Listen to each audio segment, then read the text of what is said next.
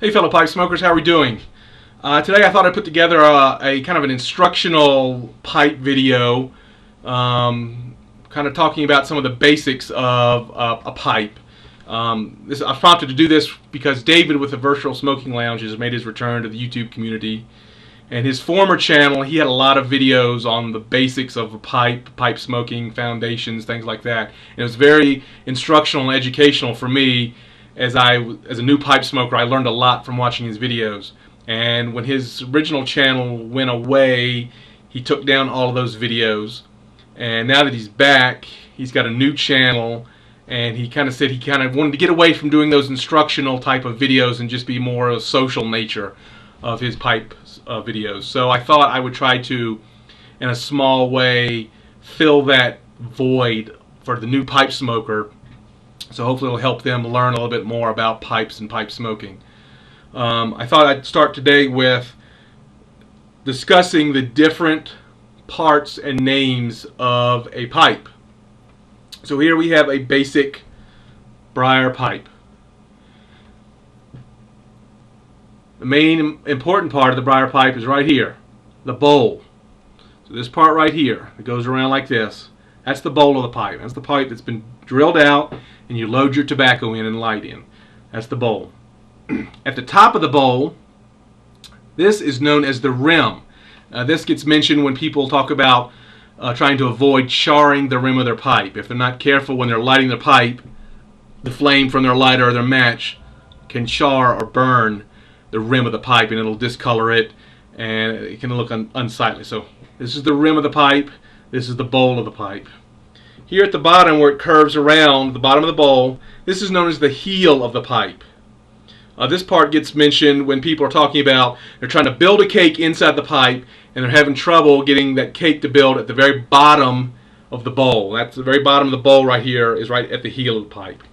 So there you go. There's the bowl, the rim, the heel, and then this part that extends out away from the bowl is known as the shank. This is the shank of the pipe. So there you go. Those are the parts, individual parts that make up a pipe. Connected to the pipe, the briar part of the pipe, is the stem. This is the black piece right here. This is the stem. Now there are a couple of parts of the stem that have their own names too. This piece of the stem right here that you actually insert into the shank of the pipe, this is known as the tenon. The part of the shank that's been drilled out to accept the tenon is known as the mortise. So thus we have a mortise and tenon type of connection.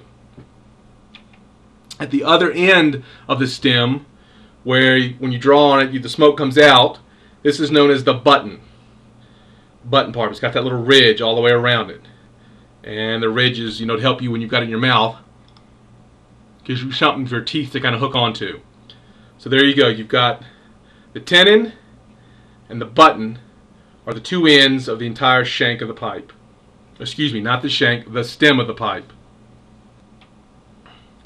Now, frequently and commonly, pipe stems come in two basic shapes. This one is known as a saddle stem. And you can see it's called a saddle stem because it's got this shoulder on each side of it. It goes from the same diameter as the shank. The shoulder drops it down to this nice thin part. So this is known as a saddle stem because that shoulder there. The other common stem shape is a tapered stem, where this, over the length of the entire stem, it just gradually tapers down, gets thinner and thinner and thinner to the button. It doesn't have that sharp shoulder. So you have a saddle-shaped stem and a tapered shaped stem. Usually, probably again, majority of the time, the stem of a pipe is made from two different materials. One material, this particular one on this particular pipe, is vulcanite, a vulcanized rubber. This is kind of vulcanized rubber is obviously being hardened, but it's still kind of soft so that it feels a little better, grippier in your mouth.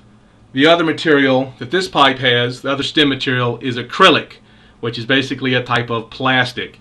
It's a little harder, a little more brittle, but some of the advantages of This softer vulcanite will show teeth marks a little easier than this acrylic will, but this softer, in relationship to the acrylic, the vulcanite it feels a little bit better in your mouth.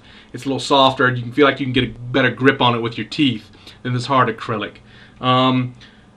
Another disadvantage with vulcanite is they tend to oxidize and kind of discolor, and that's because of the sulfur that's they put in the rubber as a part of the vulcanizing process. As it oxidizes, and oxidizes means it gets exposed to the sunlight, it begins to that sulfur begins to come out a little bit, and it'll slightly discolor and kind of get that olive greenish, light brownish type of color to it. So there's some advantages and disadvantages to the two type of stem materials, two most common type of stem materials, vulcanite and acrylic. There is a third type of stem material that I see sometimes, and those are usually on the lower price end pipes, like a corncob pipe, or some of the or maybe some of the Dr. Graybow pipes. Here's a Graybow right here.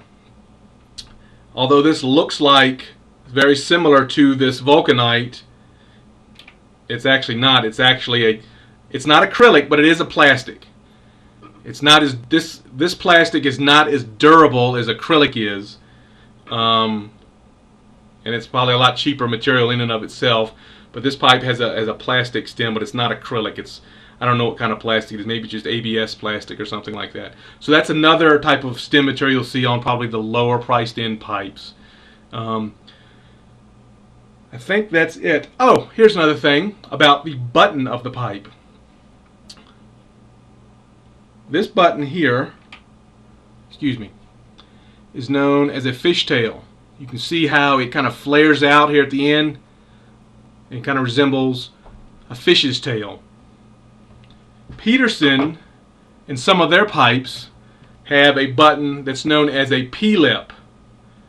You see, it's definitely different shaped than a fishtail. And the hole in it where the smoke comes out is different. This hole is a little round hole at the very top of the button, and this directs the smoke up towards the roof of your mouth, whereas the typical fishtail button directs the smoke back straight into your mouth and against your tongue.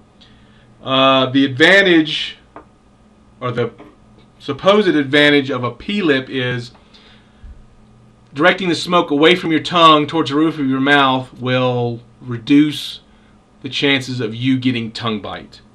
Some people don't like, this P-lip. They don't like the smoke being directed towards the top of their mouth, or just don't like the feel of it in their mouth as opposed to a fishtail. And I don't know if it really actually does avoid tongue bite. Tongue bite's not a problem I have. But anyway, just wanted to share that with you. That's a different type of button that's pretty much unique to Peterson pipes, that P-lip. So I think that just about does it. It pretty much covers all the different parts of a pipe. The stem, the bowl of the pipe, the rim, shank, the button, things like that. So hopefully this was both interesting and informational, educational to you. It may have created even more questions for you, but so be it. If it does create some questions for you, leave a comment, let me know. I'd be glad to hear them, and I'll try to be back in the future with some more pipe basics. Thanks for watching.